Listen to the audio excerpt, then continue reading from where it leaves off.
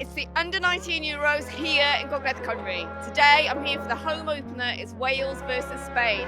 I'm Danny.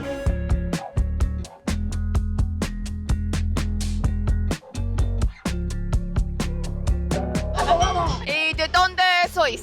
Venimos de Anglesey, pero venimos aquí a Reino Unido en diciembre de 2022, pero actualmente vivimos en Anglesey. Who are you excited to see today? To be fair, either Xavi Spa, who plays in Barcelona, or Thiago Pritage. ¿Es tu primera vez en Gales? Segunda vez. ¿Segunda vez? Sí. ¿Qué te parece? La he conocido poco, ¿Sí? pero la temperatura es genial. ¿Y por qué estáis aquí? Mi hijo juega en España. Oh, wow, felicidades. Sí, es un día muy Mundial, muy bonito.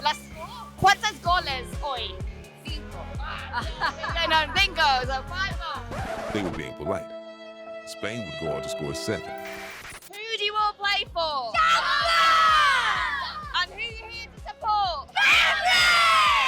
How do you feel seeing Wales play here in North Wales and Wrexham? Very proud. Watching the match today and seeing those amazing Spanish players, have you learned anything new? They're very hard working.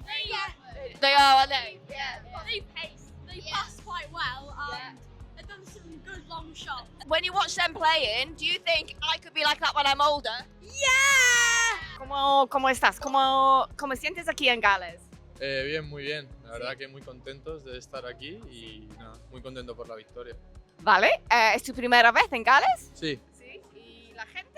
bien, muy majos y muy agradables todos. Muy bien, muy bien. Yeah, La verdad eso- que muy a gusto. ¿Estás contento aquí? Sí, muy contento todos. ¿La gente? Sí, sí, todos muy amables y la verdad que muy bien. Gales, sí, muy ¿Sí? bonito. ¿Es tu primera vez aquí o no? Sí, sí, sí, la primera. ¿Y la norte está bien? Sí, muy bien, muy Sí. a gusto. La Frío aquí, frío. How fantastic to see all those kids from across North Wales and further afield seeing that quality of play happening right here in North Wales. Players for Barcelona, for Madrid, and just to see the excitement on the kids' faces. What a truly inspirational experience. Brilliant to see North Wales hosting such high quality sport, and just goes to show like we've got it all here.